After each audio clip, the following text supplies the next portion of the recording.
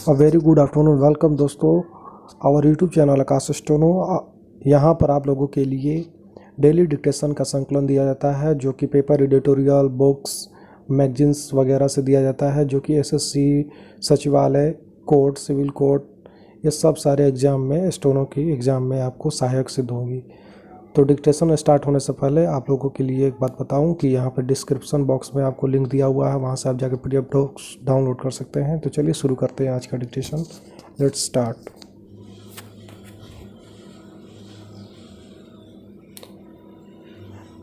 दैनिक जागरण संपादकीय लेखक एडिटोरियल दिया हुआ है। इसका आउटलाइन जो है आपको डिस्क्रिप्शन बॉक्स में मिल जाएगा, पीडीएफ वहाँ से डाउनलोड कर सकते हैं। चलिए शुरू किया जाए। 5 सेकंड बाद 80 शब्द प्रति मिनट की स्पीड में रहेंगी।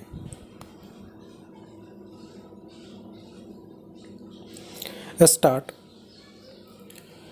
लॉकडाउन के लंबे दौर के बीच कृषि कार्यों के साथ कुछ कारोबारी गतिविधियों का शुरू होना इसलिए महत्वपूर्ण है क्योंकि यदि सब कुछ ठीक रहा तो आगे और रियायत मिल सकती है।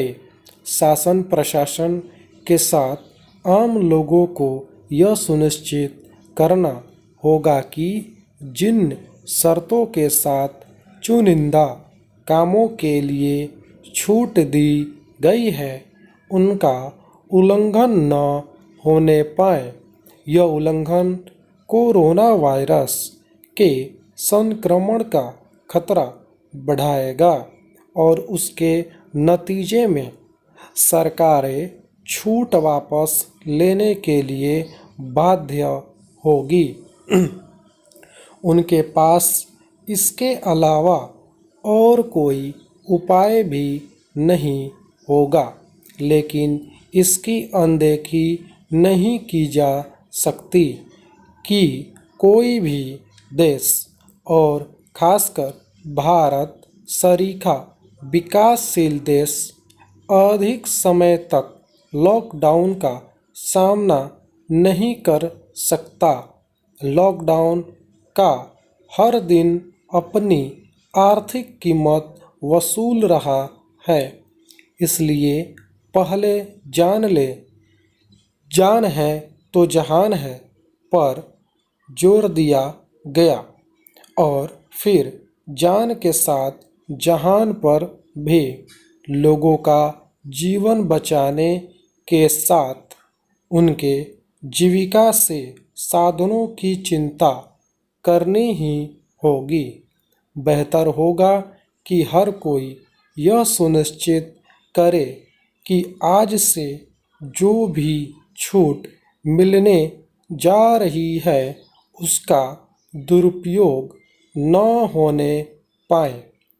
वास्तव में एक दूसरे से शारीरिक दूरी बनाए रखने को लेकर संयम और अनुशासन के साथ एक ऐसा माहौल बनाने की आवश्यकता है जिससे कोरोना के मरीजों वाले इलाकों को छोड़कर देश के अन्य सभी हिस्सों में कारोबारी जीवन करीब करीब पहले की स्थिति में लौट सके।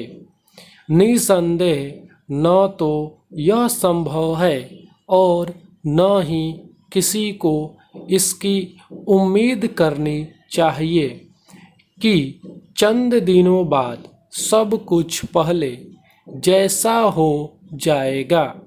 फिलहाल यही लगता है कि देश दुनिया को एक अरसे तक कोरोना के साए में ही जीना होगा। ऐसे में उचित यही है कि नई जीवन शैली और साथ ही नए कारोबारी तौर तरीके अपनाने के लिए तैयार रहा जाए। प्रधानमंत्री ने अपने एक लेख के जरिए इसी ओर संकेत किया है। उन्होंने संभावित कार्य संस्कृति के कुछ बिंदुओं का उल्लेख करते हुए जिस नए बिजनेस मॉडल की ज़रूरत रेखांकित की है वह वक्त की मांग है। वास्तव में दुनिया को न केवल कामकाज के नए तौर तरीके अपनाने होंगे बल्कि दक्षता और उत्पादकता को भी नए सिरे से परिभाषित करना होगा। इसके साथ ही उसे मानवीय मूल्यों के प्रति भी और संवेदनशील होना होगा, क्योंकि यह वह संकट है जिसे मिलकर ही दूर किया जा सकता है। हर संकट कुछ अवसर भी लेकर आता है। इस संकट में भी कुछ अवसर छिपे हैं। उनकी तलाश में सभी को जुटना चाहिए।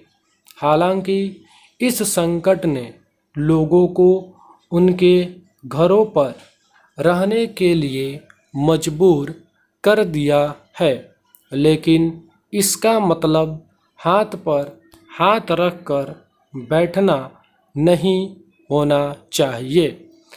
डिक्टेशन समाप्त। अब अगला डिक्टेशन स्टार्ट होगा, जो कि संस्कृत कॉलम से लिया गया है। दैनिक जागरण संस्कृत कॉलम से लिया गया है। उसको हम बोलेंगे, आप लोग लिखिए।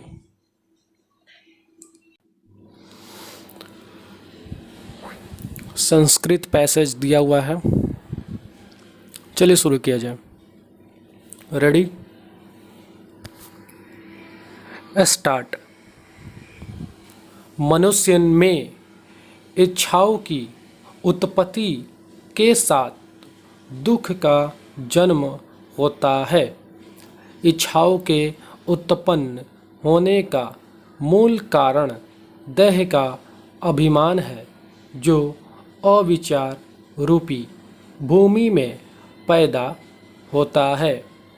बुद्ध मानते हैं कि दुख की कोई स्वतंत्र सत्ता नहीं होती है, वह अविचार का कार्य मात्र होता है। हम में जब विचार का उदय होता है तो अविचार नष्ट हो जाता है।